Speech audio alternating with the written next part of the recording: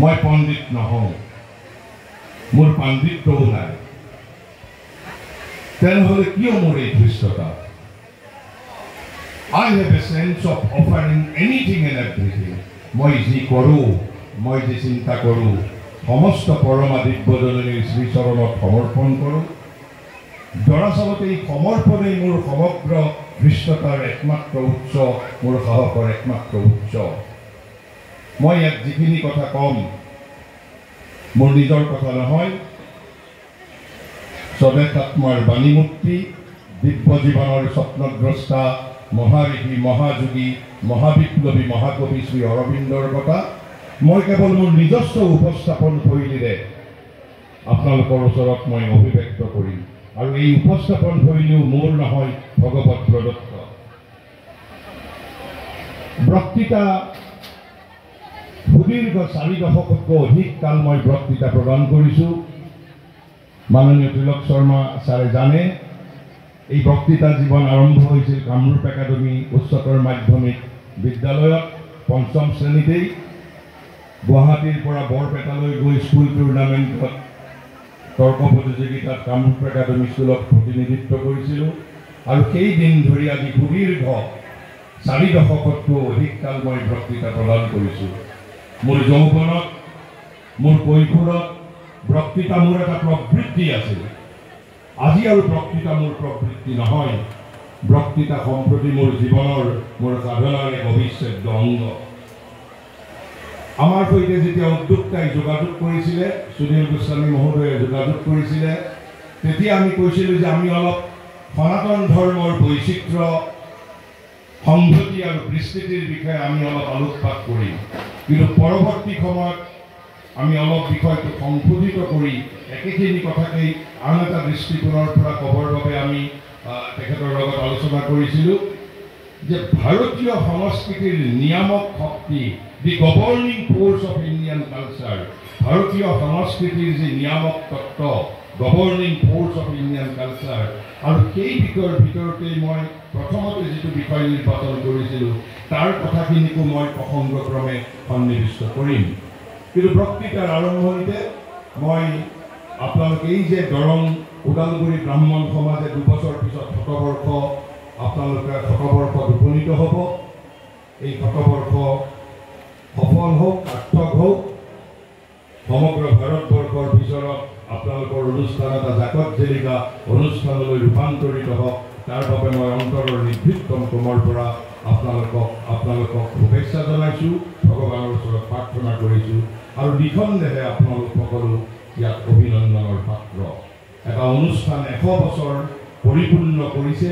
আজি সেই অনুষ্ঠানৰ লগত জড়িত যিসকল ব্যক্তি ইয়াত নাই, আমাৰ সৈতে পৃথিৱীত নাই, ইহলোকত নাই, মই সেই প্ৰতিগৰাকী পুণ্যাত্মাক শ্ৰদ্ধাৰে গৌৰৱ কৰিছোঁ আৰু তেখেতসকলৰ প্ৰতি শ্ৰদ্ধাঞ্জলি জ্ঞাপন কৰিছোঁ। আৰু আপোনালোকক পুনৰ কৈছোঁ, আপোনালোক নিশ্চিতভাৱে দৰং ওদালগুৰি ব্ৰাহ্মণ সমাজ অভিনন্দনৰ পাত্ৰ, আৰু আপোনালোকক মই অভিনন্দন জনাইছোঁ। আৰু মই মোৰ বক্তৃতাৰ বিষয়ে ক'বলৈ আহিছোঁ। আচলতে মই ইয়াত যিখিনি কথা ক'ম, মাননীয় তিলক শৰ্মা ছাৰ মহোদয়ে আপোনালোকক কৈছে, মই কেৱল এই কথাখিনিকেই অলপ তাত্ত্বিক দৃষ্টিভংগীৰে আপোনালোকৰ ওচৰত উপস্থাপন কৰিম। পৃথিৱীৰ ভিতৰত আটাইতকৈ কঠিন কামটো ভাৰতবৰ্ষই গ্ৰহণ কৰিছে, আটাইতকৈ কঠিন কামটো। আৰু এই কঠিন কামটো কি? মোৰ দৃষ্টিত ৰকেট চাইন্সতকৈও কঠিন। পৃথিৱীৰ ভিতৰত আটাইতকৈ কঠিন কাম কি হ'ব পাৰে বাৰু? নিজক পৰিৱৰ্তন কৰা, নিজক ৰূপান্তৰিত কৰা। ৰসায়ন বিজ্ঞান, পদাৰ্থ বিজ্ঞান, গণিত, এই সকলোবোৰতকৈ পৃথিৱীৰ ভিতৰত আটাইতকৈ ডাঙৰ কামটো হ'ল নিজক পৰিৱৰ্তিত কৰা, নিজক ৰূপান্তৰিত কৰা। কিন্তু অসমৰ দাৰ্শনিক শিল্পী জ্যোতিপ্ৰসাদে আজিৰ পৰা 7 দশক পূৰ্বে অসমৰ আকাশ বতাহ নিনাদিত কৰিছিল। কৈ গৈছিল, যদি তুমি পৃথিৱীক ধুনীয়া কৰিব বিচাৰিছা, ৰসায়ন বিজ্ঞানে পৃথিৱীক ধুনীয়া কৰিব নোৱাৰে, পদাৰ্থ বিজ্ঞানেও নোৱাৰে, নৃতত্বই নোৱাৰে, ৰাজনীতিয়েও নোৱাৰে, অৰ্থনীতিয়েও নোৱাৰে, সমাজনীতিয়েও নোৱাৰে। ৰূপ কোঁৱৰে এই বাক্যশাৰী ৰূপ কোঁৱৰৰ সমস্ত জীৱনৰ দৰ্শন যদি বুজিব লাগে আমি তেওঁৰ সমস্ত কাব্য সমস্ত গীত নপঢ়িলেও হ'ব কাৰণ তেওঁ আমাক নিজেই সহায় কৰি থৈ গৈছে তেওঁ কৈছে ৰূপান্তৰেহে মাথো জগত ধুনীয়া কৰে এই মোৰ গায়ত্ৰী মন্ত্ৰ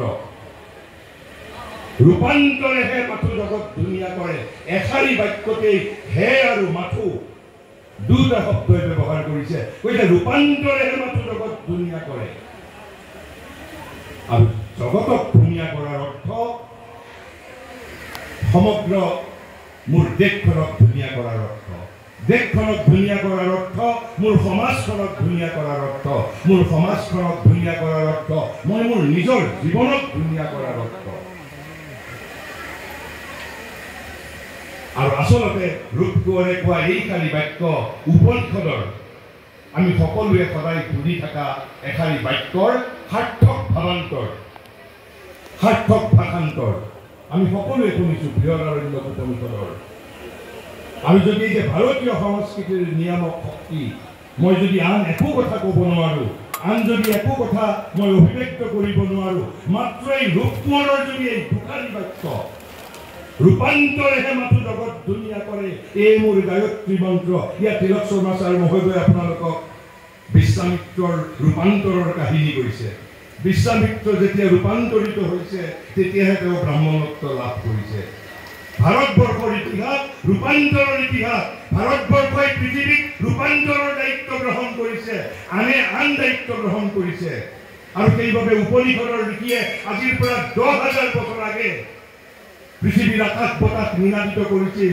কৈছিল অসতো মা সদ্গময় তমসো মা জ্যোতিৰ্গময় মৃত্যুৰ মা অমৃতম গময় life has to be a journey জীৱন এটা অভিযাত্ৰা হ'ব লাগিব from darkness to light অন্ধকাৰৰ পৰা আলোকৰ অভিমুখে জীৱন অসতৰ পৰা from unreal to real অসতৰ পৰা সতৰ অভিমুখে এক অভিযাত্ৰা হ'ব লাগিব জীৱন হ'ব লাগিব এক অভিযাত্ৰা মৃত্যুৰ পৰা অমৃতত্বৰ অভিমুখে আৰু সেইবাবে ৰূপ কোঁৱৰে গাইছিল ৰূপান্তৰেহে মাথো জগত ধুনীয়া কৰে এই মোৰ গায়ত্ৰী মন্ত্ৰ আৰু তাৰপিছত তেওঁ কি গাইছিল কৈছিল তোৰে মোৰে আলোকৰে যাত্ৰা অসতো মা সদ্গময় তমসো মা জ্যোতিৰ্গময় তোৰে মোৰে আলোকৰে যাত্ৰা আমি পালোঁ জীৱনৰ অৰ্থ অভিনৱ এই জীৱনৰ অৰ্থ অভিনৱ হ'ল মৃত্যুৰ পৰা অমৃতত্বৰ অভিমুখে অসতৰ পৰা সতৰ অভিমুখে অন্ধকাৰৰ পৰা জ্যোতিৰ অভিমুখে আৰু সেইবাবে ভাৰতবৰ্ষ এটা কাৰখানা এই কাৰখানাত কি হৈছে ইয়াত ৰূপান্তৰৰ কাৰখানা জগতক ৰূপান্তৰ কৰাৰ কাৰখানা ভাৰতবৰ্ষ আছে জগতক ৰূপান্তৰ কৰাৰ কাৰখানা মানুহক ৰূপান্তৰিত কৰাৰ কাৰখানা ব্ৰাহ্মণসকলক দ্বিজ বুলি কোৱা হয় দ্বিজৰ অৰ্থ কি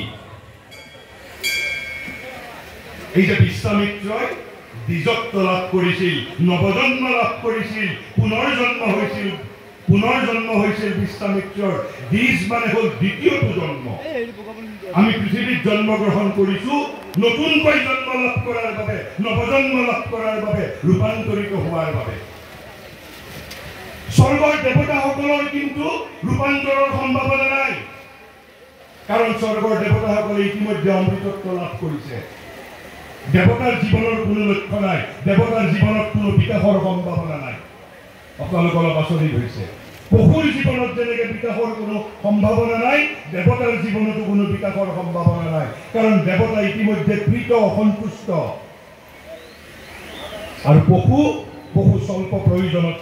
স্বল্প প্ৰয়োজন পূৰণ হ'লেই পশু তৃপ্ত হয় আৰু সেইবাবে শ্ৰী অৰবিন্দই তেওঁৰ লাইফ ডিভাইনত লিখি থৈ গৈছে মানুহ শ্ৰেষ্ঠ বুলি কৈছে দেৱতাতকৈও মানুহ শ্ৰেষ্ঠ পশুতকৈও মানুহ শ্ৰেষ্ঠ তাৰ কাৰণ কি কৈছে মানুহৰ জীৱনত কেৱল মাত্ৰ দেৱতা আৰু পশুতকৈ মানুহেই দিব্য উন্মাদনাৰে গ্ৰস্ত হোৱাৰ বাবে সম্ভাৱনা কেৱল মানুহৰ মাজত আছে কেৱল মানুহেই পৰাকাষ্ঠাত উপনীত হ'ব পাৰে মেন কেন বি ব্ৰহ্মণ মানুহ ব্ৰহ্মণ পাৰে হ'ব আমি নৰ হৈ জন্ম লাভ কৰিছোঁ আমি এদিন নৰোত্তম হ'ম and in one day we have to become Narayan গীতাত বৰ্তমান ভগৱানে কি কৈছে আমি কোন কৈছে মম এব অংশ সনাতন মাই পোৰ্চন ইটাৰনেল শ্ৰীকৃষ্ণই কৈছে মানুহ কোন কৈছে আমি হেনো তেওঁৰ শাশ্বত অংশ সনাতন অংশ মম এব অংশ সনাতন আৰু এদিন সেই অংশ পৰিপূৰ্ণ কৰাৰ বাবে শ্ৰীকৃষ্ণই পৃথিৱীত জন্মগ্ৰহণ কৰিছিল যদা যদা হি ধৰ্মস্য গ্লানি ভৱতি পৰিত্ৰাণায় সাধুনাম বিনাশায় চ দুষ্কৃতাম ভগৱানৰ অৱতাৰ গ্ৰহণৰ মুখ্য উদ্দেশ্য নহয় আপোনালোক আচৰিত হৈছে সমগ্ৰ পৃথিৱীব্যাপী গীতাৰ এই দুটা শ্লোক জনপ্ৰিয় যদা যে যেতিয়া পৃথিৱীত অধৰ্মৰ প্ৰাদুৰ্ভাৱ হ'ব তেতিয়া ভগৱানে ইয়াত জন্মগ্ৰহণ কৰিব সাধুসকলক ৰক্ষা কৰিব দুষ্টসকলক বিনাশ কৰিব অৰ্থাৎ মানুহে লণ্ড বন্ধ কৰি থাকিব পাৰিব মানুহে লণ্ড বন্ধ কৰিব পৃথিৱী মানুহে পৃথিৱী নষ্ট কৰিব আৰু ভগৱানে দাসৰ দৰে ইয়াত আহিব আৰু দাসৰ দৰে আহি পৃথিৱীখনক শুদ্ধ কৰি যাব সাধুসকলক উদ্ধাৰ কৰিব আৰু দুষ্কৃতিকাৰীসকলক বিনাশ কৰিব আমি খুব ভাল পাওঁ শ্লোক দুটা শুনি এই শ্লোক দুটা আছে 4 নম্বৰ অধ্যায়ৰ 7 আৰু 8 নম্বৰ শ্লোকত কিন্তু গীতাৰ ব্যাখ্যাকাৰসকলে জানি বুজি সচেতনভাৱে তাৰ পৰৱৰ্তী দুটা শ্লোকৰ কথা নকয় কাৰণ যেতিয়াই তেওঁ পৰৱৰ্তী দুটা শ্লোকৰ কথা ক'ব তেওঁ জনপ্ৰিয়তা হেৰুৱাব কিয় জনপ্ৰিয়তা হেৰুৱাব জানে এই পৰৱৰ্তী দুটা শ্লোকতহে ভগৱানে কিয় পৃথিৱীত আহিছে তাৰ আচল কাৰণৰ কথা কৈছে 7 আৰু 8 নম্বৰ দুটা হ'ল নেচেচাৰী কণ্ডিশ্যন কাৰণ পৃথিৱীত ধৰ্ম প্ৰতিষ্ঠা কৰাৰ বাবে ভগৱানে জন্মগ্ৰহণ কৰিব নালাগে ভগৱান অসীম অনন্ত ভগৱানে তেওঁৰ নিজৰ জগতত থাকিও পৃথিৱীত ধৰ্ম প্ৰতিষ্ঠা কৰিব পাৰে সাধু সন্ত মহাপুৰুষৰ জৰিয়তেও দুষ্কৃতিকাৰীক বীৰৰ দ্বাৰাও দুষ্কৃতিকাৰীক ধ্বংস কৰিব পাৰে সাধুসকলক ৰক্ষা কৰিব পাৰে ভগৱানে কেৱল যুধিষ্ঠিৰক ৰজা পতাৰ বাবে ভগৱানে জন্মগ্ৰহণ কৰা নাছিল আসল উদ্দেশ্যৰ কথা কৈছে 9 নম্বৰ আৰু 10 নম্বৰ শ্লোকত এই দুটা শ্লোকৰ কথা গীতাৰ ব্যাখ্যাকাৰে নকয় কাৰণ যিদিনাই ক'ব সিদিনাই তেওঁ জনপ্ৰিয়তা হেৰুৱাব কিয় জানে মই প্ৰথমতেই যিটো কথাৰে বক্তৃতা আৰম্ভ কৰিছিলোঁ যে এই দুটা 7 আৰু 8 নম্বৰ শ্লোক দুটা আমাৰ বাবে কিয় জনপ্ৰিয় তাত আমাৰ কৰিবলগীয়া একো নাই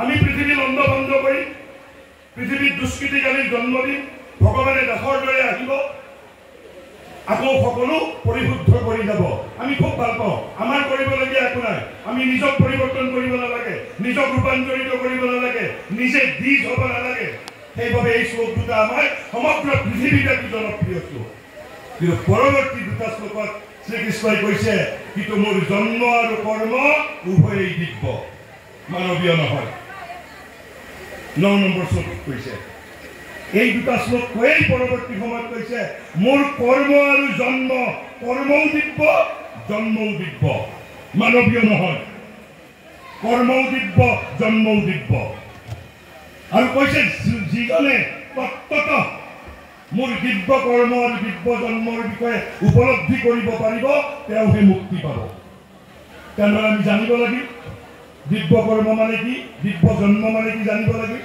নিজক পৰিৱৰ্তন কৰিব লাগিব নিজক ৰূপান্তৰিত কৰিব লাগিব সেইবাবে গীতাৰ ব্যাখ্যাকাৰসকলে এই শ্লোকটোৰ কথা নকয় আৰু তাৰ যিটো পৰৱৰ্তী শ্লোক আছে তাততো একেবাৰে স্পষ্টভাৱে কৈছে কিয় পৃথিৱীলৈ আহিছে কৈছে বিত ৰাগ ভয় ক্ৰোধা সকলো পৰিৱৰ্তিত কৰি মত ভাৱম আগতা যিজনে মোৰ ভাৱলৈ অৰ্থাৎ নাৰায়ণ হ'ব পাৰিব মত ভাৱম আগতা মহাযোগী শ্ৰী অৰবিন্দই এই 4 নম্বৰ অধ্যায়ৰ 10 নম্বৰ শ্লোকৰ এই মত ভাৱম আগতা ভগৱান আহে পৃথিৱীত কিয় নিজক দৃষ্টান্ত হিচাপে দেখুৱাবৰ বাবে সাধাৰণ মানুহ হৈ কেনেকৈ নাৰায়ণলৈ উদ্বৰ্তিত হ'ব পাৰে সেই দৃষ্টান্ত মানুহৰ মাজত হাতে কামে দেখুৱাবৰ বাবে ভগৱানে মানৱ জন্ম গ্ৰহণ কৰে তাৰ বাবে যদা যদা হি ধৰ্ম বিনাশায় চ দুষ্কৃতাম পৰিত্ৰাণায় সাধুনাম আৰ অনলি দি নেসেসাৰি কন্ডিশন আসল উদ্দেশ্য হল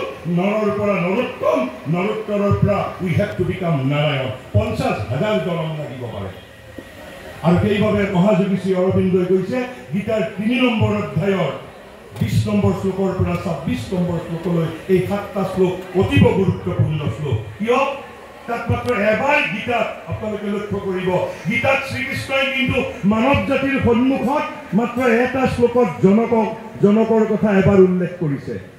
তাৰ বাহিৰে কিন্তু গীতাত শ্ৰীকৃষ্ণই বাৰে বাৰে নিজক দৃষ্টান্ত হিচাপে দেখুৱাইছে যে মোৰ ফালে দৃষ্টিপাত কৰা, আই এম ইয়ৰ এক্সাম্পল, কোনো মানুহ তোমালোকৰ এক্সাম্পল নহয়। 3 নম্বৰ অধ্যায়ৰ 20 পৰা 26 নম্বৰলৈ। গতিকে ভাৰতবৰ্ষত এটা ৰূপান্তৰৰ কাৰখানা চলিছে। তোৰে মোৰে আলু কৰে যাত্ৰা, কাৰণ ৰূপান্তৰহে মাথো জগত ধুনীয়া কৰে। আৰু সেইবাবে ভাগৱতৰ প্ৰসংগ উল্লেখ কৰি মহাপুৰুষ শংকৰদেৱে কীৰ্তনত লিখি থৈ গৈছে, স্বৰ্গৰ ব্ৰহ্মায়ো হেনো ভাৰতবৰ্ষত মানুহৰ কায়া লাভ কৰিবলৈ বাঞ্ছা কৰে। স্বৰ্গৰ ব্ৰহ্মাই ভাৰতবৰ্ষত মানুহৰ কায়া লাভ কৰিবলৈ বাঞ্ছা কৰে। আৰু সেই ভাৰতবৰ্ষত আমি জন্মগ্ৰহণ কৰিছোঁ। আমি বাঞ্ছা নকৰাকৈ আমাৰ পূৰ্বজন্মৰ কৃতকৰ্মৰ পৰিণামস্বৰূপে এই পুণ্যভূমি ভাৰতবৰ্ষত জন্মগ্ৰহণ কৰিছোঁ। যি ভাৰতবৰ্ষত মানুহৰ কায়াৰ বাবে, সেইবাবে দেৱতাসকল বহু সময়ত আমাৰ ঋষিসকলৰ প্ৰতি ঈৰ্ষান্বিত হৈছিল। ইন্দ্ৰৰ ইতিহাসটো আমাৰ ঋষিসকলৰ প্ৰতি ঈৰ্ষান্বিত হোৱাৰ ইতিহাস। কাৰণ মানুহৰ মাজত বিকাশৰ সম্ভাৱনা আছে, দেৱতাৰ মাজত বিকাশৰ সম্ভাৱনা নাই। আৰু সেইখন ভাৰতবৰ্ষৰ কথাই মহাঋষি শ্ৰী অৰবিন্দই তেওঁৰ ভাৰতীয় সংস্কৃতিৰ ভিত্তি, যিখন কিতাপ অনুবাদ কৰি সৌভাগ্যক্ৰমে আমি সাহিত্য একাডেমীৰ অনুবাদ বঁটা লাভ কৰিছিলোঁ, সেই কিতাপখনৰ একেবাৰে শেষ যিটো অনুচ্ছেদ 444 নম্বৰ পৃষ্ঠাত, শেষ অনুচ্ছেদত যি কথা লিখি থৈ গৈছে, মই সেই কথাৰ পৰা আৰম্ভ কৰিছোঁ। মহাঋষিয়ে কৈছে, India of the ages is not dead. কৈছে যুগ যুগান্তৰৰ ভাৰতবৰ্ষ মৃত নহয়। ভাৰতীয় সংস্কৃতিৰ ভিত্তিৰ একেবাৰে অন্তিমটো পৃষ্ঠাত তেওঁ লিখি থৈ গৈছে, কৈছে যুগ যুগান্তৰৰ ভাৰত মৃত নহয়। কিয় মৃত নহয়? কৈছে অথবা নিজৰ সৃজনশীল শক্তিৰ অন্তিম বাণী এতিয়াও উচ্চাৰণ কৰা নাই। কৈছে ভাৰতবৰ্ষই, এই যুগ যুগান্তৰৰ ভাৰতবৰ্ষ এতিয়াও বাচি আছে আৰু নিজৰ তথা জগতৰ বাবে এতিয়াও ইয়াৰ কৰণীয় আছে। নিজৰ বাবেও কৰণীয় আছে আৰু সমগ্ৰ জগতৰ বাবেও কৰণীয় আছে। আৰু সেইবাবে মহাঋষিয়ে কৈছে যুগ যুগান্তৰৰ ভাৰত মৃত নহয়। কৈছে India of the ages is not dead, nor has she spoken her last creative word. She lives and has still something to do for herself and the human people. সমগ্ৰ জগতৰ বাবে আমাৰ এতিয়াও কৰিব লগা আছে। তাৰপিছতে শ্ৰী অৰবিন্দই কৈছে, আমি হিন্দু মানুহ, আমি সনাতন মানুহ, আমাৰ কাম কি? কৈছে we are Hindus and naturally spiritual in our temperament. আমি স্বাভাৱিকভাৱে আধ্যাত্মিক, আমাৰ প্ৰবৃত্তিক আধ্যাত্মিকতা ৰন্ধে ৰন্ধে বিয়পি আছে। Because the work why we are spiritual, আমি কিয় আধ্যাত্মিক? তাৰ উদ্দেশ্য আছে, কেৱল গৌৰৱ কৰাৰ বাবে নহয়, আমাৰ দায়িত্ব আছে। কি দায়িত্ব আছে? তেওঁ কৈছে because the work which we have to do. হিন্দুসকলক যি কাম কৰাৰ বাবে ভগৱানে দায়িত্ব ন্যস্ত কৰিছে, ইজ এ ৱৰ্ক, সেইটো এনে কাম হুইচ নো আদাৰ নেশ্যন কেন একমপ্লিছ, পৃথিৱীৰ কোনো দেশে সম্পন্ন কৰিব নোৱাৰে। আৰু সেইবাবেই আমি হিন্দুসকল স্বাভাৱিকভাৱেই স্বভাৱতেই আধ্যাত্মিক। কিয়? কাৰণ আমি যি কাম কৰিব লাগিব, পৃথিৱীৰ আন দেশে সেই কাম সম্পন্ন কৰিব নোৱাৰে। আৰু সেই কাম কি? কৈছে দি স্পিৰিচুৱেলাইজেশ্যন অফ দি ৰেচ। সমগ্ৰ পৃথিৱীক আধ্যাত্মিকতাৰে ৰূপান্তৰিত কৰা। ৰূপান্তৰেহে মাথো জগত ধুনীয়া কৰে। সমগ্ৰ পৃথিৱীক spiritualization of the whole human race. Spiritualization কৈছে so the man whom we worship are those who have helped the spiritual progress of mankind. গতিকে আমি সেইসকল মানুহকে পূজা কৰোঁ।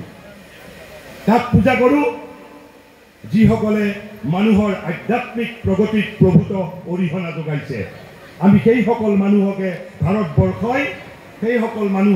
ভাৰতবৰ্ষই শ্ৰদ্ধা কৰে, সন্মান কৰে, আদৰ কৰে, যিসকলে সমগ্ৰ জগতৰ আধ্যাত্মিক ৰূপান্তৰৰ প্ৰতি অৱদান আগবঢ়াবলৈ সমৰ্থ হৈছে।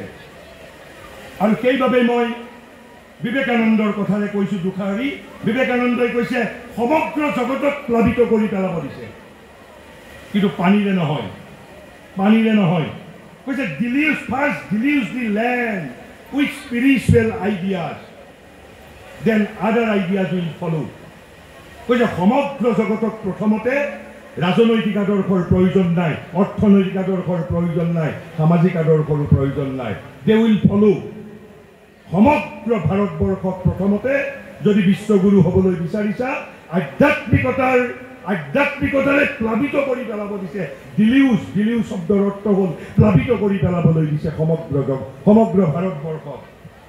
আৰু তাৰপিছত কৈছে up India conquer the world, যে হে ভাৰতবৰ্ষ উঠা আৰু সমগ্ৰ জগতক জয়লাভ কৰা। কিন্তু তাৰ দ্বাৰা with economic power, with military power, no. ৰাজনৈতিক উত্থান, সামৰিক উত্থান ভাৰতবৰ্ষৰ কাম নহয়, যদিও সেইবোৰৰ প্ৰতি আমি অৱহেলা কৰা উচিত নহয়। তেনেহ'লে ভাৰতবৰ্ষই আমি কেনেকৈ বিশ্ব জয় কৰিম? হিটলাৰ আমাৰ আদৰ্শ নহয়, নেপোলিয়নো আমাৰ আদৰ্শ নহয়।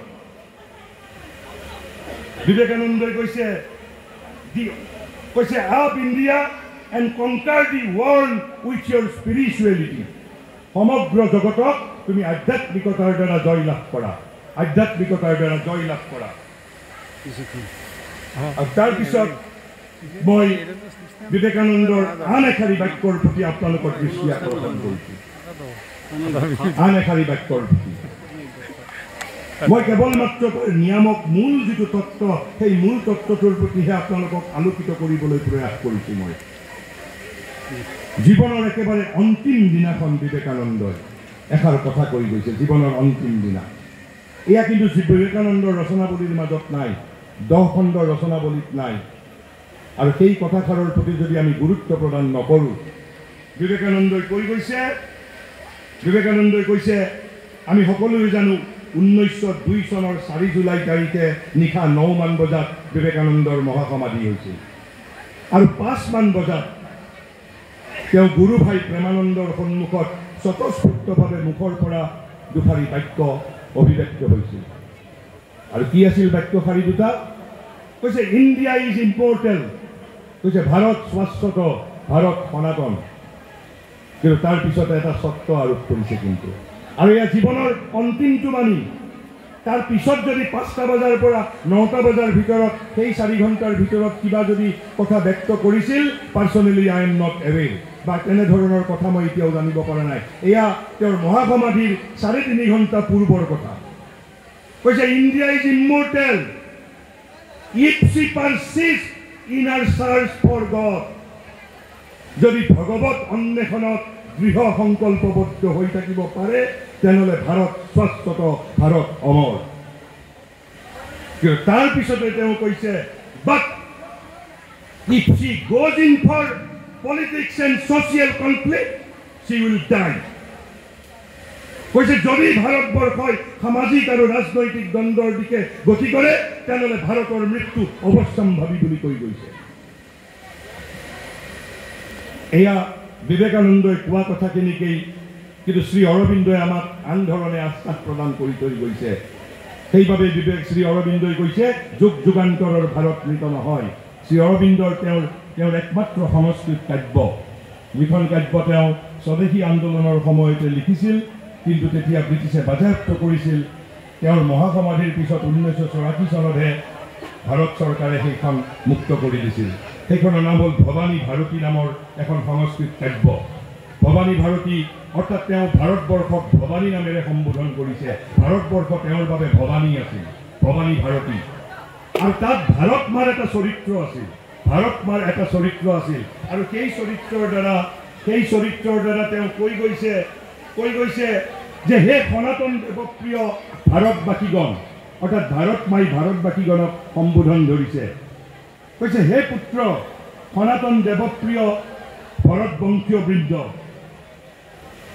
যে মই ভাৰতবাসীৰ মাতৃ। কৈছে যিসকলক প্ৰতিকূল ভাগ্য, 3টা কথা কৈছে, প্ৰতিকূল ভাগ্য, কাল আৰু যম, এই তিনিটাৰ ভিতৰত এটাইও ধ্বংস কৰিব নোৱাৰে বুলি কৈ থৈ গৈছে। কৈছে প্ৰতিকূল ভাগ্য, জন আৰু কাল, এই তিনিটাৰ ভিতৰত এটাইও ধ্বংস কৰিব নোৱাৰে বুলি কৈ থৈ গৈছে। গতিকে আমি দুই শাৰী কথাৰ ভিতৰত বিবেকানন্দই এটা কণ্ডিশ্যনেলি কৈ থৈ গৈছে, যদি ভগৱত অন্বেষণত আমি দৃঢ় সংকল্প হৈ থাকিব পাৰোঁ তেনেহ'লে ভাৰত শাশ্বত, ভাৰত সনাতন। আৰু যদি আমি সামাজিক আৰু ৰাজনৈতিক দ্বন্দ্বৰ দিশে গতি কৰোঁ তেনেহ'লে ভাৰতৰ মৃত্যু অৱশ্যম্ভাৱী। মই এতিয়া অলপমান এতিয়া আপোনালোকক যিটো আমাৰ ভাৰতবৰ্ষৰ সংস্কৃতিৰ যিটো মূল যিটো সত্য, আমি সেই কথাটোৰ প্ৰতি মই যিটো মূল নিয়ামক শক্তিৰ বিষয়ে সাধাৰণভাৱে অলপমান অৱগত কৰিব বিচাৰিছোঁ। মহাৰিষিয়ে তেওঁৰ এই ভাৰতীয় সংস্কৃতিৰ ভিত্তিক গ্ৰন্থখনতে লিখিছে, কৈছে ভাৰতীয় আৰু ইউৰোপীয় সংস্কৃতিৰ মাজত মূল পাৰ্থক্যটো কি? ভাৰতীয় আৰু ইউৰোপীয় সংস্কৃতিৰ মাজত মূল পাৰ্থক্যটো ক'ত? কৈছে there is a radical difference, original difference. কি পাৰ্থক্য? তেওঁ কৈছে ভাৰতীয় আৰু ইউৰোপীয় সংস্কৃতিৰ সমগ্ৰ মূল পাৰ্থক্যৰ সাক্ষাৎ আমি ভাৰতীয় সভ্যতাৰ আধ্যাত্মিক উদ্দেশ্য তথা আদৰ্শৰ মাজত দেখিবলৈ পাওঁ। কৈছে এই উদ্দেশ্যই এই সংস্কৃতিৰ বহু বিচিত্ৰ আৰু সমৃদ্ধ ৰূপ তথা ছন্দৰ গতি তথা প্ৰৱণতা যি দিশে উভতাই দিছে, যি বিশিষ্ট দৃষ্টিভংগী ইয়াৰ মাজত উদ্ৰেক কৰিছে, সিয়েই এই সংস্কৃতিক অনন্য সাধাৰণ বৈশিষ্ট্যযুক্ত এক প্ৰকৃতি প্ৰদান কৰিছে। গতিকে ভাৰতীয় সংস্কৃতি মূলত ইজ এ স্পিৰিচুৱেল কালচাৰ, এটা আধ্যাত্মিক সংস্কৃতি। কিন্তু এই আধ্যাত্মিক সংস্কৃতি বুলি ক'বলৈ যাওঁতে আধ্যাত্মিকতা মানে কি? তিনিটা শব্দ আছে, এটা ৰিলিজন, এটা ধৰ্ম, এটা আধ্যাত্মিকতা। তিনিটাৰে অৰ্থ পৃথক পৃথক। মই একেবাৰে শেষত আপোনালোকক মই যিটো দৃষ্টিৰে আধ্যাত্মিকতা বুলি ক'লে যিটো বস্তু মই বুজি পাইছোঁ মই সাধাৰণভাৱে আপোনালোকক ক'ম। কেৱল মাত্ৰ মই ইয়াতে অলপমান ভাৰতীয় সংস্কৃতি, দৰ্শন আৰু ধৰ্ম এই তিনিটাৰ মাজত সম্বন্ধটো কি, এই তিনিটাৰ মাজত সম্বন্ধ কি আৰু ভাৰতীয় সংস্কৃতিৰ একেবাৰে সৰ্বশেষ লক্ষ্যটো কি, মই সেই বিষয়ে কৈ মই বেছি দীঘলীয়া নকৰোঁ। আপোনালোক সেই বিষয়ে এটা মই সাধাৰণভাৱে মই আপোনালোকক এটা ধাৰণা দিবলৈ যত্ন কৰিম। ইউৰোপতো দৰ্শন আছে, ইউৰোপতো ধৰ্ম আছে, ভাৰতবৰ্ষতো ধৰ্ম আছে, ভাৰতবৰ্ষতো দৰ্শন আছে, কিন্তু কাম ভিন্ন ভিন্ন। কাম ভিন্ন ভিন্ন। ইউৰোপত ধৰ্মৰ কাম বেলেগ, ভাৰতবৰ্ষত ধৰ্মৰ কাম বেলেগ। ইউৰোপত দৰ্শনৰ কাম বেলেগ, ভাৰতবৰ্ষত দৰ্শনৰ কাম বেলেগ। কি ভিন্ন? মই ইউৰোপৰ কথাখিনি ক'বলৈ নাযাওঁ এতিয়া। কেৱল ভাৰতবৰ্ষৰ ক্ষেত্ৰত ধৰ্ম আৰু দৰ্শনৰ মাজত পাৰস্পৰিক সম্বন্ধটো কি সেই বিষয়ে মই অলপ আলোকপাত কৰিব বিচাৰিছোঁ। মহাৰিষিয়ে কৈছে যে ভাৰতীয় সভ্যতাক ঘাইকৈ দৰ্শন আৰু ধৰ্মই নিয়ন্ত্ৰিত কৰিছে। ৰাজনীতিয়ে নহয়, সমাজনীতিয়ে নহয়, অৰ্থনীতিয়েও নহয়। ভাৰতীয় সভ্যতাক ঘাইকৈ নিয়ন্ত্ৰিত কৰিছে কোনে? দৰ্শন আৰু ধৰ্ম। তেনেহ'লে দৰ্শন আৰু ধৰ্মৰ মাজত সম্বন্ধটো কি? কৈছে দৰ্শন ভাৰতবৰ্ষত ধৰ্মৰ দ্বাৰা সক্ৰিয় আৰু শক্তিমান হৈছে। Philosophy has been made dynamic by religion. ভাৰতবৰ্ষত দৰ্শন নিষ্ক্ৰিয় নহয়, জীৱনৰ সৈতে সম্বন্ধশূন্য নহয়। দৰ্শনক কি কৰিছে? ধৰ্মই গতিশীল কৰি তুলিছে, সক্ৰিয় কৰি তুলিছে। আৰু দৰ্শনে ধৰ্মক কি দিছে? আৰু কৈছে ধৰ্ম দৰ্শনৰ দ্বাৰা আলোকিত হৈছে, উদ্ভাসিত হৈছে।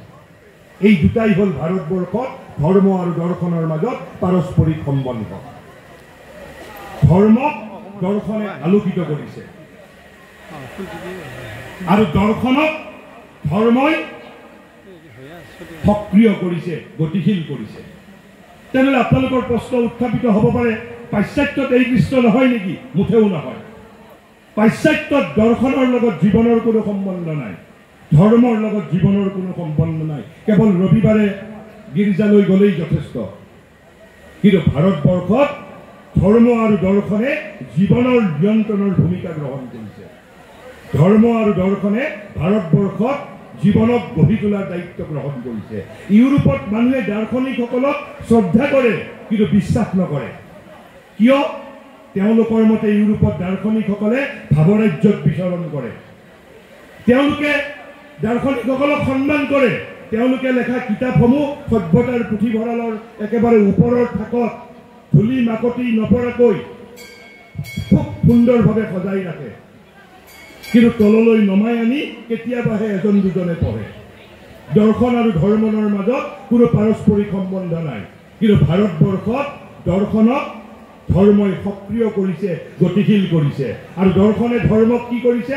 দৰ্শনে ধৰ্মক আলোকিত কৰিছে, উদ্ভাসিত কৰিছে। ভাৰতবৰ্ষত প্ৰতিটো ধৰ্ম সম্প্ৰদায়ৰ এটা এটা দৰ্শন আছে। এটা দৰ্শন নোহোৱাকৈ ভাৰতবৰ্ষত কোনো ধৰ্ম সম্প্ৰদায় গঢ়ি উঠা নাই।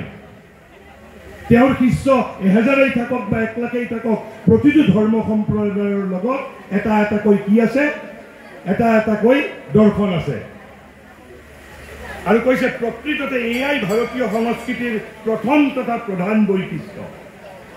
এই যে দৰ্শন আৰু ধৰ্মৰ মাজত যিটো সম্বন্ধ, এছিয়াবাসীসকলৰ মাজত যিসকল অধিকতৰ উন্নত তেওঁবিলাকৰ মাজতো এই বৈশিষ্ট্য আছে।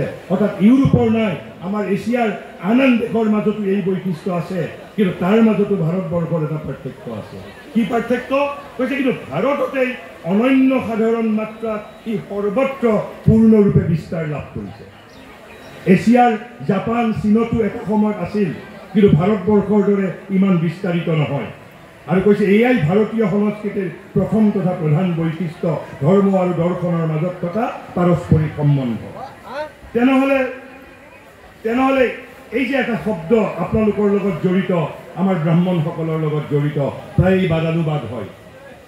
ইয়াত অসমৰ এজন বুদ্ধিজীৱীয়ে সেই শব্দটো ব্যৱহাৰ কৰি কিতাপো লিখিছে যে ব্ৰাহ্মণ্য সংস্কৃতিৰ কলীয়া ডাৱৰ বুলি তেওঁ কিতাপো লিখিছে। ইয়াত মহাযোগীয়ে কি কথা কৈছে শুনক। কৈছে যেতিয়া আমি এই সংস্কৃতিক ব্ৰাহ্মণ্য সংস্কৃতি বুলি কওঁ, তেতিয়া এয়াই ইয়াৰ প্ৰকৃত তাৎপৰ্য। অৰ্থাৎ ব্ৰাহ্মণ্য সংস্কৃতি বুলি কিয় কোৱা হৈছে? পুৰোহিততন্ত্ৰৰ বাবে নহয়, এই দৰ্শন আৰু ধৰ্মৰ মাজত থকা পাৰস্পৰিক সম্বন্ধৰ বাবে। যে ধৰ্মই দৰ্শনক সক্ৰিয় কৰিছে, গতিশীল কৰিছে, আৰু দৰ্শনে ধৰ্মক আলোকিত কৰিছে, উদ্ভাসিত কৰিছে। কৈছে প্ৰকৃতপক্ষে ইয়াৰ অৰ্থ এয়া নহয় যে পৌৰোহিত্যই ইয়াত প্ৰাধান্য লাভ কৰিছে। কৈছে সংস্কৃতিৰ কোনো নিম্নতৰ ধাৰাত আচাৰ নিষ্ঠা বেছ প্ৰভাৱশালী হ'লেও সংস্কৃতিৰ বৃহৎ ধাৰাৰাজি গঠন আৰু পৰিচালনাত পুৰোহিতৰ নিজৰ কোনো হাত নাছিল। এই যে ভাৰতবৰ্ষত বহুত মানুহে সমালোচনা কৰে, পুৰোহিতসকলে কৈছে সংস্কৃতিৰ নিম্নতৰ পৰ্যায়ত কৈছে আচাৰ নিষ্ঠা বেছ প্ৰভাৱশালী হ'লেও কৈছে সংস্কৃতিৰ বৃহৎ ধাৰাৰাজিৰ গঠন আৰু পৰিচালনাত পুৰোহিতৰ কোনো হাত নাছিল। তেনেহ'লে কাৰ হাত আছিল? কাৰ হাত আছিল? কৈছে বৰং সত্য এয়াই যে ইয়াৰ প্ৰধান গতি তথা প্ৰেৰণা দাৰ্শনিকৰ চিন্তা আৰু ধাৰ্মিকৰ ভাৱধাৰাৰ দ্বাৰা নিয়ন্ত্ৰিত হৈছে, নট বাই পুৰোহিতৰ দ্বাৰা নহয়, তাৰ দ্বাৰা নিয়ন্ত্ৰিত হৈছে। কৈছে দাৰ্শনিকৰ চিন্তা আৰু ধাৰ্মিকৰ ভাৱধাৰাৰ দ্বাৰা নিয়ন্ত্ৰিত হৈছে। আৰু এই দাৰ্শনিক তথা ধাৰ্মিক ব্যক্তিসকলৰ সকলোৱেই যে ব্ৰাহ্মণ বংশত জন্মগ্ৰহণ কৰিছিল তেনে কথা নহয়। ইয়াত তিলক শৰ্মা ছাৰ মহোদয়ে ইতিমধ্যে আপোনালোকক বিশ্বামিত্ৰৰ কথা কৈছে। মই আৰু দুজন ব্ৰাহ্মণৰ কথা কওঁ। জনশ্ৰুতি ভাৰতবৰ্ষত ক্ষুদ্ৰ বংশোদ্ভৱ এজন সন্মানীয় ঋষি জনশ্ৰুতি, আনকি যাৰ সন্তান ভাৰতবৰ্ষৰ প্ৰণম্য ঋষি হৈছিল, যাৰ সন্তান মাতৃৰ দ্বাৰা পৰিচিত হোৱা যাৰ সন্তান ৰামৰ ৰাজসভাত শ্ৰদ্ধেয় ঋষি আছিল সত্যকাম জাবালা তেওঁৰ মাকৰ নাম। যেতিয়া ঋষিৰ ওচৰত মই পাহৰিলোঁ, সম্ভৱতঃ যাজ্ঞবল্কৰ ওচৰত, সম্ভৱতঃ বুলি কৈছোঁ, যাজ্ঞবল্কনে অষ্টবক্ৰ মুনি মই পাহৰিলোঁ। যেতিয়া সত্যকামে গৈ পেলাই নিজে ব্ৰহ্মবিদ্যা অৰ্জন কৰাৰ বাবে ঋষিৰ ওচৰত গৈছিল, স্বাভাৱিকতে ঋষিয়ে তেতিয়া তেওঁৰ পিতৃ পৰিচয়ৰ কথা সুধিছে। তেতিয়া বালক সত্যকামে মাতৃ জাবালাৰ ওচৰত গৈছে আৰু জাবালা সুধিছে মোৰ দেউতাৰ নাম কি? জাবালাই কৈছে বোপাই মই তোৰ দেউতাৰ নাম ক'ব নোৱাৰিম, মই বহু মানুহৰ ঘৰত কাম কৰোঁ। আৰু সত্যকামে আহি সেই কথা ঋষিৰ আগত সাহসিকভাৱে স্বীকাৰ কৰিছে। আৰু সেই মুহূৰ্ততেই সেই বালকৰ সততা আৰু নিষ্ঠাত মুগ্ধ হৈ ঋষিয়ে তেওঁক শিষ্যত্ব প্ৰদান কৰিছে। And he became a great rishi Satyakam Jabala. এইভাবে আমাৰ এই কিছুমান ভাৰতীয় সংস্কৃতিৰ বিষয়ে নাজানা যে ভাৰতবৰ্ষৰ সংস্কৃতিক ব্ৰাহ্মণ্য সংস্কৃতি বুলি কয়। কিয় কয়? ইয়াৰ আধ্যাত্মিক উদ্দেশ্যৰ বাবে। কিয় কয়?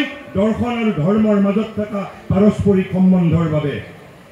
ইয়াৰ সমগ্ৰ কৈছে বৰং সত্য এয়াই যে ইয়াৰ প্ৰধান গতি তথা প্ৰেৰণা দাৰ্শনিকৰ চিন্তা আৰু ধাৰ্মিকৰ ভাৱধাৰাৰ দ্বাৰা নিয়ন্ত্ৰিত হৈছে।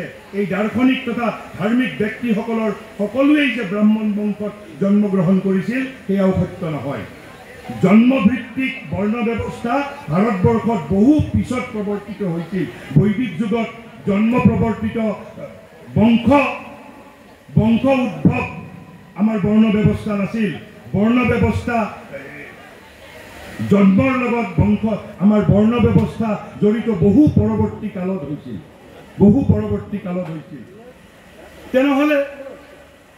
তেনেহ'লে ইয়াত ব্ৰাহ্মণসকলৰ কাম কি আছিল? মহাৰিষিয়ে তাৰ তলতেই লিখিছে, কৈছে অৱশ্যে এটা শ্ৰেণী গঢ়ি উঠিছিল। কি শ্ৰেণী? কৈছে যিসকলৰ কৰ্তব্য আছিল। ইয়াত ব্ৰাহ্মণসকলৰ কৰ্তব্য কি? কৈছে এটা শ্ৰেণী গঢ়ি উঠিছিল।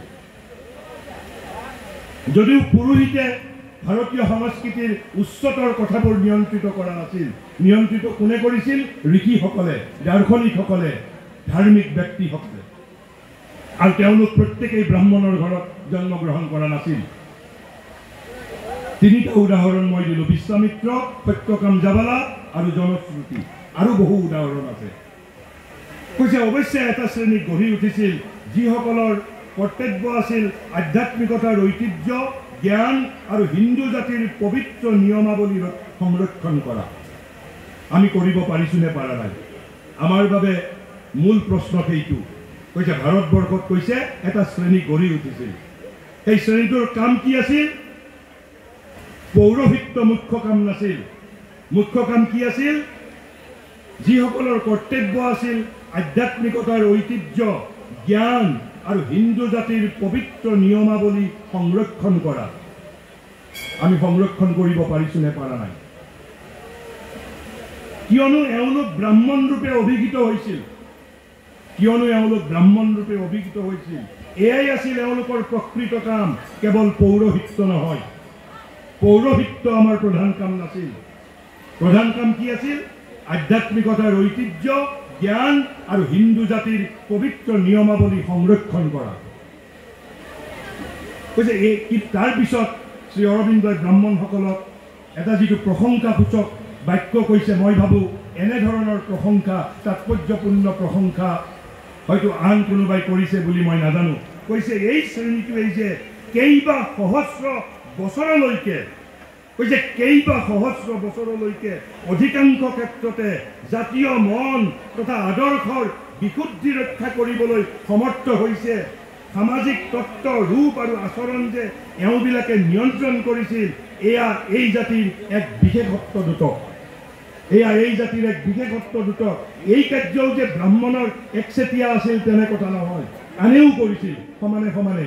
কিন্তু লগত ব্ৰাহ্মণে কৈছে যে কেইবা হাজাৰ বছৰলৈকে ব্ৰাহ্মণে কি কৰিবলৈ সমৰ্থ হৈছিল? কৈছে কেইবা সহস্ৰ বছৰলৈকে অধিকাংশ ক্ষেত্ৰতে জাতীয় মন তথা আদৰ্শৰ বিশুদ্ধি ৰক্ষা কৰিবলৈ সমৰ্থ হৈছিল। সামাজিক তত্ত্ব সংৰক্ষণ কৰিবলৈ সমৰ্থ হৈছিল। ৰূপ আৰু আচৰণ যে এওঁবিলাকে নিয়ন্ত্ৰণ কৰিছিল, সেয়া এই জাতিৰ এক বিশেষত্ব দুটক। গতিকে আমি এই কথা, এই যে ভাৰতীয় সংস্কৃতিৰ যিটো মূল যিটো নিয়ামক তত্ত্ব, আৰু সেইবাবে কোৱা হৈছে যে অন্তৰালৰ সত্য এয়ে যে ভাৰতীয় সংস্কৃতি প্ৰথমৰে পৰা আধ্যাত্মিকতা আৰু অন্তৰ্মুখী ধৰ্ম তথা দৰ্শনৰ ভিত্তিৰ ওপৰত স্থাপিত হৈছিল আৰু আজিও সেই বৈশিষ্ট্য অটুট আছে। কৈছে দৰ্শন আৰু ধৰ্ম ভাৰতীয় সংস্কৃতিৰ আত্মা, উভয়ে পৰস্পৰৰ মাজত অনুপ্ৰবিষ্ট হৈছে। দৰ্শন আৰু ধৰ্ম ভাৰতীয় সংস্কৃতিৰ আত্মা উভয়ে পৰস্পৰৰ মাজত অনুপ্ৰবিষ্ট হৈছে, এটাক আনটোৰ পৰা পৃথক কৰিব নোৱাৰি। কিন্তু পাশ্চাত্যত পৃথক কৰিব পাৰি, বৰং পাশ্চাত্যত ধৰ্ম আৰু দৰ্শনৰ মাজত কোনো সম্বন্ধ নাই। কিন্তু ভাৰতবৰ্ষত ধৰ্মক দৰ্শনৰ পৰা পৃথক কৰিব নোৱাৰি, দৰ্শনক ধৰ্মৰ পৰা পৃথক কৰিব নোৱাৰি, আৰু দুয়োটাই ভাৰতীয় সংস্কৃতিৰ আত্মা। আৰু ভাৰতীয় দৰ্শনৰ সমগ্ৰ উদ্দেশ্য কি? দৰ্শনৰ যি উদ্দেশ্য, ভাৰতীয় দৰ্শনৰো সমগ্ৰ উদ্দেশ্য একেই, identical, not even similar, identical. কি কৈছে? ভাৰতীয় দৰ্শনৰ সমগ্ৰ উদ্দেশ্য, ইয়াৰ অস্তিত্বৰ একমাত্ৰ হেতু কি? হেতু অস্তিত্বৰ একমাত্ৰ কৈছে অধ্যাত্ম সত্য বা আত্মাৰ জ্ঞান লাভ। অধ্যাত্ম সত্য বা আত্মাৰ জ্ঞান লাভ, আধ্যাত্মিক উপলব্ধি আৰু আধ্যাত্মিক জীৱনত উপনীত হোৱাৰ প্ৰকৃত পথ নিৰ্ণয় কৰা, আৰু এয়া ধৰ্মৰ মুখ্য উদ্দেশ্য। তেনেহ'লে তিনিটা উদ্দেশ্যৰ কথা কৈছে। ভাৰতীয় ধৰ্মৰ কেইটা উদ্দেশ্য? তিনিটা উদ্দেশ্য। ভাৰতীয় দৰ্শনৰ কি উদ্দেশ্য? তিনিটা উদ্দেশ্য। সেই তিনিটা উদ্দেশ্য কি? অধ্যাত্ম সত্তা বা আত্মাৰ জ্ঞান লাভ। অধ্যাত্ম সত্তা বা আত্মাৰ জ্ঞান লাভ প্ৰথমটো আমাৰ কাম। দ্বিতীয় কাম আধ্যাত্মিক উপলব্ধি, স্পিৰিচুৱেল ৰিয়েলাইজেশ্যন, আৰু তৃতীয় হ'ল আধ্যাত্মিক জীৱনত উপনীত হোৱাৰ প্ৰকৃত পথ নিৰ্ণয় কৰা। আৰু সেইবাবে ভাৰতবৰ্ষত সহস্ৰ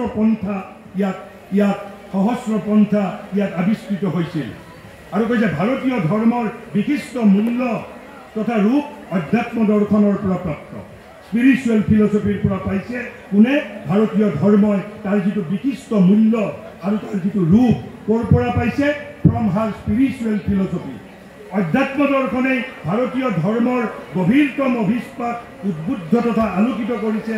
আনকি এই ধৰ্মৰ নিম্ন স্তৰৰ ধৰ্মানুভূতি পৰ্যন্ত অনেক পৰিমাণে এই দৰ্শনৰ ৰঙতে অনুৰঞ্জিত হৈছে। গতিকে মূলত এই যে আধ্যাত্মিকতাৰ দ্বাৰা আলোকিত ভাৰতীয় সংস্কৃতিৰ মূল লক্ষ্য অধ্যাত্ম। তেনেহ'লে মূল লক্ষ্য বুলি ক'লে, অধ্যাত্ম বুলি ক'লে আমাৰ এই তিনিটা কথা: অধ্যাত্ম সত্তা অথবা আত্মাৰ জ্ঞান লাভ। কঠো উপনিষদত 10 বছৰীয়া বালক নচিকেতাই যমক কেনেকৈ পৰাভূত কৰি আত্মাৰ জ্ঞান লাভ কৰিছিল, সেই কথা আপোনালোকে নিজে অধ্যয়ন কৰিব পাৰিব। প্ৰথমটো কাম এই যে আধ্যাত্মিক জীৱন মানে কোনো নীতি নিয়মৰ ঊৰ্ধ্ব, কৈছে আত্মাৰ জ্ঞান লাভ, অধ্যাত্ম সত্তা বা আত্মাৰ জ্ঞান লাভ। দ্বিতীয় আধ্যাত্মিক উপলব্ধি, আৰু তৃতীয় হ'ল আধ্যাত্মিক জীৱনত উপনীত হোৱাৰ পথ নিৰ্ণয় কৰা। সেয়া অৰ্থনীতিৰ যোগেদি পাম, নে ৰাজনীতিৰ যোগেদি হ'ব, নে সমাজনীতিৰ যোগেদি হ'ব, নে গীতাই কোৱা সৰ্বধৰ্মং পৰিত্যাজ্য মামেকং শৰণং ব্ৰজ, ইয়াক আপোনালোকে যজ্ঞ কৰিছে। গীতাৰ একেবাৰে শেষত শ্ৰীকৃষ্ণই কৈছে তেওঁৰ সৰ্বগুহ্যতম জ্ঞান বুলি কৈছে। গীতাত শ্ৰীকৃষ্ণই অৰ্জুনক তিনিবিধ জ্ঞানৰ কথা কৈছে। কি সুন্দৰ সংস্কৃত শব্দ! প্ৰথম বিধক কৈছে গুহ্যতম জ্ঞান, দ্বিতীয় বিধক কৈছে গুহ্যতম জ্ঞান, আৰু তৃতীয় বিধক কৈছে সৰ্বগুহ্যতম জ্ঞান। ক্ৰমোদ্ধ, এটাতকৈ এটা ওপৰৰ কি সুন্দৰ সংস্কৃত শব্দ! কৈছে গুহ্যতম জ্ঞান। এয়া কৈছে 9 নম্বৰ অধ্যায়ৰ 1 নম্বৰ শ্লোকত কৈছে। তাৰপিছত 18 নম্বৰ অধ্যায়ৰ 61 পৰা 63 নম্বৰ শ্লোকত তেওঁ গুহ্যতম জ্ঞানৰ কথা কৈছে, আৰু 64 পৰা 66 নম্বৰ শ্লোকৰ ভিতৰত কৈছে সৰ্বগুহ্যতম জ্ঞান। এই সৰ্বগুহ্যতম জ্ঞানৰ এটা হ'ল সৰ্বধৰ্ম পৰিত্যাজ্য মামেকং শৰণং ব্ৰজ, আৰু দ্বিতীয়টো কি কৈছে? এই যে আপোনালোকে আজি যজ্ঞ কৰিছে, তাৰ বাবে যজ্ঞ কৰিব লাগিব। শ্ৰীকৃষ্ণই স্পষ্ট ভাষাত কৈ গৈছে, মোৰ বাবে কৰিব লাগিব, মোৰ বাবে কৰিব লাগিব যজ্ঞ। ৱাই আই এম দি সৰ্বলোক মহেশ্বৰ বাসুদেৱম সৰ্বম ইতি, জগত মানে বাসুদেৱম সৰ্বম ইতি। কৈছে মোৰ বাবে যজ্ঞ কৰিব লাগিব। কৈছে মন্মনা ভৱ, বি মি মাইণ্ডেড, মন্মনা ভৱ মদ্ভক্তু মধ্যাজী মাং নমস্কুৰু। মধ্যাজী মানে মোৰ বাবে যজ্ঞ কৰা। যদি আমি গীতাৰ 7 শ্লোক নাজানো, এই যজ্ঞৰ মূল অৰ্থ কৈছে যজ্ঞ মোৰ বাবে কৰিব লাগিব, আৰু মানুহক কি ফল দিব লাগে, that will be decided by me alone. ক'ত কৈ গৈছে? 9 নম্বৰ অধ্যায়ৰ 22 নম্বৰ শ্লোকত। কেৱল মোৰ হৈ কাম কৰা, তোমাৰ যুৱক্ষেমৰ দায়িত্ব মোৰ, তোমাৰ যুৱক্ষেমৰ দায়িত্ব মোৰ। 9 নম্বৰ অধ্যায়ৰ 22 নম্বৰ শ্লোকত কৈছে যিসকলে মোৰ হৈ কাম কৰে যিসকল মনমনা ভৱ মদভক্তু ভৱ বৈদ্যাজী মোৰ বাবে যজ্ঞ কৰিব পাৰিছে, মোক নমস্কাৰ কৰিব পাৰিছে, তেওঁলোকৰ যোগক্ষেম মানে কি? অপ্ৰাপ্ত বস্তুৰ প্ৰাপ্তি আৰু প্ৰাপ্ত বস্তুৰ সংৰক্ষণৰ। কোনে দায়িত্ব ল'ব বুলি কৈছে? ভগৱানে কৈছে মই বহন কৰোঁ। একেবাৰে বহন কৰোঁ শব্দটো লিখিছে, বহন শব্দটো লিখিছে। তিলক শৰ্মা ছাৰে ভালদৰে বুজাই ক'ব পাৰিব। 9 নম্বৰ অধ্যায়ৰ 22 নম্বৰ শ্লোক। আৰু সেইবাবে যজ্ঞৰ মূল তাৎপৰ্য মনমনা ভৱ মদভক্তু মদ্যাজী মান নমস্কুৰু। আৰু according to Shrikrishna, not according to me, কৈছে তেওঁৰ সেয়া সৰ্বগুহ্যতম জ্ঞান বুলি কৈছে। গতিকে এই যে আধ্যাত্মিক জীৱনত উপনীত হোৱাৰ পথ নিৰ্ণয় কৰাটো ভাৰতীয় দৰ্শনৰ এটা মুখ্য চিক্ৰেট এজেণ্ডা। অধ্যাত্মৰ সত্তাৰ জ্ঞান লাভ, আত্মাৰ জ্ঞান লাভ আৰু স্পিৰিচুৱেল ৰিয়েলাইজেশ্যন। মই এতিয়া আৰু অলপ সহজভাৱে এই যে আমি আধ্যাত্মিক জীৱনত উপনীত হোৱাৰ অৰ্থটো কি একেবাৰে ফৰ্মুলা হিচাপে, মোৰ ভাষা নহয়, শ্ৰী অৰবিন্দই কোৱা কথাই, কিন্তু একেবাৰে মই সহজভাৱে ক'ম। মই কিন্তু প্ৰথমতে কৈছোঁ it is difficult then rocket science, কাৰণ ইয়াৰ লগত নিজক পৰিৱৰ্তন কৰাৰ কথা আছে। সেইবাবে ৰূপ কোঁৱৰে আমাক কোঁৱৰাই গৈছে, ৰূপান্তৰেহে মাথো জগত ধুনীয়া কৰে। Vishwamitra has to transform himself. আমাক দিজ বুলি কোৱা হৈছে। দিজ মানে আমি নতুন জন্ম লাভ কৰিব লাগিব, ব্ৰাহ্মণসকলে নৱজন্ম লাভ কৰিব লাগিব। ৰূপান্তৰেহে মাথো জগত ধুনীয়া কৰে। কৈছে কি স্পিৰিচুৱেলিটি মানে কি বস্তু? তেনেহ'লে মই একেবাৰে বিভিন্ন ধৰণ দি ক'ব পাৰি। এটা ধৰণটো মই ক'লোঁ অধ্যাত্ম সত্তা বা আত্মাৰ জ্ঞান লাভ, আধ্যাত্মিক উপলব্ধি আৰু অধ্যাত্ম জীৱনত প্ৰৱেশ কৰাৰ পথ নিৰ্ণয় কৰা। তাৰ মানে কি? আধ্যাত্মিক উপলব্ধি মানে কি? এতিয়া কৈছে আত্ম উপলব্ধিয়ে একমাত্ৰ প্ৰয়োজনীয় বস্তু। অৰ্থনীতি নহয়, ৰাজনীতি নহয়, ৰাজনীতি সমাজনীতি বিজেপি কংগ্ৰেছো নহয়। মুখ্য বস্তু কি? কৈছে আত্ম উপলব্ধিয়ে একমাত্ৰ প্ৰয়োজনীয় বস্তু। আমি কোনো জাতিৰ সম্পদ নহয়, আমি এব অংশ সনাতন, আমি অনিৰ্বচনীয় ব্ৰহ্মৰ শাশ্বত অংগ, আমি মানুহ নহয়। আমি স্বয়ং শ্ৰীকৃষ্ণৰ সনাতন অংশ, আমি মানুহ নহয়। আমি সমাজ জাতিৰ কৃতদাস নহয়, আমি ভগৱানৰ কৃতদাস। কৈছে আত্ম উপলব্ধিয়ে একমাত্ৰ প্ৰয়োজনীয় বস্তু, বাকী কোনো বস্তু প্ৰয়োজনীয় নহয়। মই জগতত আহিছোঁ, বহুতে কয় যে জগতত আহিছোঁ সকলো বস্তু এৰি থৈ গুচি যাব লাগিব, মই কিন্তু লৈ যাবৰ বাবে আহিছোঁ। আপোনালোক অলপ আচৰিত হৈছে, কি কথা কৈছে? পৃথিৱীত জগতত আমি যি বস্তু এৰি যাব লাগে, মই জগতত আহিছোঁ মোৰ জীৱনৰ সমগ্ৰ অভিজ্ঞতা, মোৰ বেংকৰ পাছবুক মই ইয়াত এৰি থৈ গুচি যাম, কিন্তু মোৰ জীৱনৰ সমগ্ৰ উপলব্ধি, মোৰ জীৱনৰ সমগ্ৰ উপলব্ধিৰে মোৰ আত্মা ঋদ্ধ হ'ব। আৰু সেই আত্মা পুনৰ আকৌ আহি ইয়াত পৃথিৱীত জন্মগ্ৰহণ কৰিব। এইদৰেই জগতৰ ক্ৰমোন্নতি হৈছে। সেইবাবে উপলব্ধিয়েই শেষ কথা। সেইবাবে কৈছে আত্ম উপলব্ধিয়ে একমাত্ৰ প্ৰয়োজনীয় বস্তু। তেনে আত্ম উপলব্ধি মানে কি? কৈছে অন্তৰস্থ চিৎ পুৰুষৰ অভিমুখে নিজকে উন্মুক্ত কৰা। অন্তৰস্থ চিৎ পুৰুষ আপোনাৰ মন্দিৰত থকা চিৎ পুৰুষ নহয়, বৈকুণ্ঠত থকা চিৎ পুৰুষো নহয়, অন্তৰস্থ চিৎ পুৰুষ। আৰু সেইবাবে শ্ৰীকৃষ্ণই 61 নম্বৰ শ্লোকত 18 নম্বৰ অধ্যায়ৰ এই যে গুজ্জাত গুহ্যতম জ্ঞানত অৰ্জুনক কি কৈছে? ঈশ্বৰ সৰ্বভূতানাং হৃদ্দেশে অৰ্জুন তিষ্ঠতি। কৈছে ঈশ্বৰ প্ৰত্যেকৰে ভিতৰত 7.5 কোটি মানুহৰ একেবাৰে ধৰ্ষণকাৰীৰ হৃদয়তো আছে শ্ৰীকৃষ্ণ। মই কোৱা নাই, শ্ৰীকৃষ্ণই নিজে গীতাত কৈ গৈছে ঈশ্বৰ সৰ্বভূতানাং হৃদ্দেশে অৰ্জুন তিষ্ঠতি।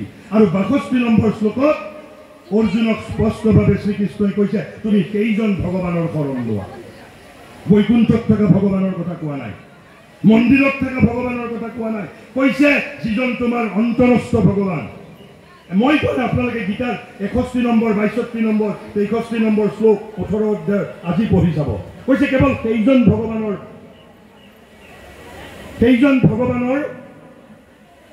সহায় লোৱাৰ কথা কৈছে, শৰণাপন্ন হোৱাৰ কথা কৈছে। কোনজন? The God which I am caring within myself, যিজনক মই মোৰ ভিতৰত বহন কৰি ফুৰিছোঁ অহৰ্নিশে। আৰু সেইবাবে কৈছে অন্তৰস্থ চিৎ পুৰুষৰ অভিমুখে নিজকে উন্মুক্ত কৰা। কেৱল উন্মুক্ত কৰিলেই নহ'ব, কৈছে অনন্তৰ মাজত বাস কৰা। আমি তেওঁৰ মাজতেই বাস কৰিব লাগিব। ৰাইজৰ মাজত নকৰিলেও আপত্তি নাই, আমি অনন্তৰ মাজত বাস কৰিব লাগিব। কৈছে শাশ্বত বস্তুৰ অন্বেষণ তথা আৱিষ্কাৰ, যিবোৰ সনাতন বস্তু সেই বস্তুৰ আৱিষ্কাৰ তথা অন্বেষণ কৰা। অকল অন্বেষণ কৰিলেই নহ'ব, কৈছে ঈশ্বৰৰ সৈতে মিলিত হোৱা, ঈশ্বৰৰ সৈতে মিলিত হোৱা, এয়াই ধৰ্মৰ সাধাৰণ ধাৰণা তথা লক্ষ্য। এই যে আমি ধৰ্ম বুলি কওঁ, তেনেহ'লে ধৰ্মৰ সাধাৰণ লক্ষ্য কি? চাৰিটা: আত্ম উপলব্ধি, অন্তৰস্থ শিৱ পুৰুষৰ অভিমুখে নিজক উন্মুক্ত কৰা, অনন্তৰ মাজত বাস কৰা, শাশ্বত বস্তুৰ অন্বেষণ তথা আৱিষ্কাৰ আৰু ঈশ্বৰৰ সৈতে একাত্ম হোৱা। কৈছে এয়াই ধৰ্মৰ সাধাৰণ লক্ষ্য। আৰু কৈছে এয়াই আধ্যাত্মিক মুক্তিৰ অৰ্থ, এয়াই সেই জীৱন্ত সত্য যি জীৱক মুক্ত তথা সাৰ্থক কৰি তোলে। যেতিয়ালৈ মই মোৰ আত্মাক নাপাম, তেতিয়ালৈকে মই জীৱনত সাৰ্থকতা কেতিয়াও লাভ কৰিব নোৱাৰোঁ। আৰু সেইবাবে একেবাৰে শেষত মই স্বামী বিবেকানন্দ আৰু শ্ৰী অৰবিন্দৰ দুটা উদ্ধৃতিৰে মই মোৰ বক্তব্য সমাপন কৰিব বিচাৰিছোঁ। যে এই যে ভাৰতবৰ্ষ, মই প্ৰথমতে যিটো আৰম্ভ কৰিছিলোঁ, মই কৈছিলোঁ ইয়াত কি বুলি কৈছিলোঁ, যে কৈছে India of the ages is not dead. যুগ যুগান্তৰৰ ভাৰতবৰ্ষ মৃত নহয়। ভাৰতবৰ্ষ এতিয়াও নিজৰ বাবে আৰু সমগ্ৰ জগতৰ বাবে কৰণীয় আছে। সেইবাবে যুগ যুগান্তৰৰ ভাৰত এতিয়াও বাচি আছে। তেতিয়াহ'লে ভাৰতবৰ্ষৰ কাম কি? মই শ্ৰী অৰবিন্দ আৰু বিবেকানন্দ দুয়োজনেই একেবাৰে আইডেণ্টিকেল কথা কৈ থৈ গৈছে, আইডেণ্টিকেল কথা। আৰু ইয়াৰে অৰ্থ হ'ল বিশ্বগুৰু হোৱাৰ অৰ্থ। কি কৈছে বিবেকানন্দই? কৈছে সমগ্ৰ মানৱ জাতিৰ আধ্যাত্মিক ৰূপান্তৰ, সমগ্ৰ মানৱ জাতিৰ, অকল দৰং মঙলদৈৰ হ'লে নহ'ব, সমগ্ৰ মানৱ জাতিৰ আধ্যাত্মিক ৰূপান্তৰ, এয়াই ভাৰতীয় জীৱন সাধনাৰ মূল মন্ত্ৰ। মই কোৱা নাই, বিবেকানন্দই কৈ গৈছে। যদি কিবা ত্ৰুটি ধৰিব লাগে, বিবেকানন্দক ধৰিব লাগিব আপোনালোকে। কৈছে ভাৰতবৰ্ষৰ আৰু আন কোনো কামেই নাই, এটা সমগ্ৰ পৃথিৱীৰ আধ্যাত্মিক ৰূপান্তৰ, কাৰণ ৰূপান্তৰেহে জগত ধুনীয়া কৰে। কৈছে সমগ্ৰ মানৱ জাতিৰ আধ্যাত্মিক ৰূপান্তৰ, এয়াই ভাৰতীয় জীৱন সাধনাৰ মূল মন্ত্ৰ, ভাৰতীয় চিৰন্তন সংগীতৰ মূল সুৰ, ভাৰতীয় সত্তাৰ মেৰুদণ্ড স্বৰূপ, ভাৰতীয়ত্বৰ ভিত্তি আৰু ভাৰতবৰ্ষৰ সৰ্বপ্ৰধান প্ৰেৰণা তথা বাণী। আৰু তাৰপিছত বিবেকানন্দই কৈছে তাতাৰ, তুৰ্কী, মোগল আৰু ইংৰাজ কাৰোৰেই শাসনকালত ভাৰতৰ জীৱন সাধনা এই আদৰ্শৰ পৰা কেতিয়াও বিচ্যুত হোৱা নাই, ভৱিষ্যতেও নহয়। মোগলেও বিচ্যুত কৰিব পৰা নাই, তুৰ্কীসকলেও বিচ্যুত কৰিব পৰা নাই, আমাক ইংৰাজেও বিচ্যুত কৰিব পৰা নাই। সমগ্ৰ মানৱ জাতিৰ আধ্যাত্মিক ৰূপান্তৰ। তাৰপিছত শ্ৰী অৰবিন্দই কৈ গৈছে, বাহ্যতমৰ পৰা অন্তৰতম সকলো ক্ষেত্ৰতে, কৈছে বাহ্য জগত অন্তৰ জগত সকলো ক্ষেত্ৰতে আত্মাৰ অনুভূতিৰ বাবে, এই যে আত্মাৰ অনুভূতি লাভ কৰাৰ বাবে ইয়াত অৰ্থাৎ ভাৰতবৰ্ষত সহস্ৰ পন্থাৰে, এটা পন্থ নহয়, কাৰণ ৰামকৃষ্ণই কৈ গৈছে যত মত তত পথ। আমি এটা মতক স্বীকাৰ নকৰোঁ, লাখ লাখ মত থাকিব পাৰে। বিবেকানন্দইতো কৈছে পৃথিৱীৰ প্ৰতিজন মানুহৰ বাবে আচলতে এটাকৈ ধৰ্ম লাগে হ'ব, কাৰণ প্ৰত্যেক মানুহেই ব্যষ্টি আত্মা। আমাৰ স্বভাৱ আৰু স্বধৰ্ম প্ৰত্যেকৰে পৃথক পৃথক। সেইবাবে ভাৰতবৰ্ষত সহস্ৰ পন্থাৰে এই যে বৈচিত্ৰ্যৰ কথা কওঁ আমি, হিন্দু ধৰ্মৰ বৈচিত্ৰ্য, যিটোক লৈ আমাৰ মাজত সংঘাত সৃষ্টি হয়, ভাৰতীয় ঋষিসকলে জানি বুজি সহস্ৰ পন্থাৰে ইয়াক আত্মাৰ অনুভূতিৰ বাবে অতি বিশাল তথা অভূতপূৰ্ব সাধনা তথা পৰীক্ষা চলিছে। ভাৰতবৰ্ষ কাৰখানা বুলি কৈছোঁ, ভাৰতবৰ্ষ মই পৰীক্ষা চলিছে, কিহৰ সাধনা চলিছে, অভূতপূৰ্ব সাধনা চলিছে। কৈছে সহস্ৰ পন্থাৰে, কিহৰ বাবে? আত্মাৰ অনুভূতিৰ বাবে। আৰু সেইবোৰৰ অন্তিম দৃষ্টি কি আছিল? এই যে সাধনাবোৰ চলিছিল সহস্ৰ পন্থাৰে, কৈছে পাৰ্থিৱ জীৱনক উদাৰতম তথা উচ্চতমভাৱে আধ্যাত্মিক কৰি তোলা। এয়াই ভাৰতৰ, কৈছে এয়াই ভাৰতৰ অতীত জীৱনৰ অদ্বিতীয় বৈশিষ্ট্য, অতীত জীৱনৰ অদ্বিতীয় বৈশিষ্ট্য। অৱশেষত এয়াই আছিল ভাৰতৰ জীৱন ব্ৰত, আৰু এইবাবেই ভাৰত উপজিছিল, আৰু এয়াই ভাৰতৰ জীৱনৰ তাৎপৰ্য। অৰ্থাৎ বাহ্যতমৰ পৰা অন্তৰতম, উদাৰতম আৰু উচ্চতমভাৱে সকলোকে আধ্যাত্মিক কৰি তোলা। আৰু সেইবাবেই ভাৰতবৰ্ষত সহস্ৰ পন্থাৰে আত্মাৰ অনুভূতিৰ বাবে ইয়াত পৰীক্ষা চলিছে, সাধনা চলিছে, অভূতপূৰ্ব সাধনা চলিছে। তাৰ অন্তিম দৃষ্টি কি? সমগ্ৰ জগতক আধ্যাত্মিক কৰি তোলা। আৰু এয়াই ভাৰতবৰ্ষৰ অতীত জীৱনৰ অদ্বিতীয় বৈশিষ্ট্য, এয়াই আছিল ভাৰতৰ জীৱনব্ৰত। আৰু অৱশেষত এই উদ্দেশ্য সম্পন্ন কৰাৰ বাবেই ভাৰত উপজিছিল। আৰু উইথ দিছ, এইখিনি কথাৰে মই পুনৰ দৰং ওদালগুৰি ব্ৰাহ্মণ সমাজক মই অভিনন্দন জ্ঞাপন কৰিছোঁ।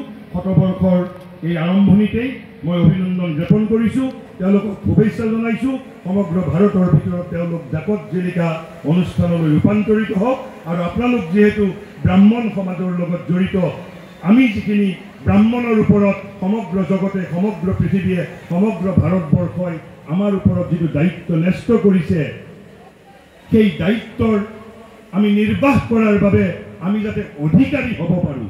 ভাৰতবৰ্ষত এই অধিকাৰী কেৱল মাত্ৰ ব্ৰাহ্মণ বংশত জন্মগ্ৰহণ কৰাটোৱেই যথেষ্ট নহয়। উই হেভ টু বিকাম অধিকাৰী।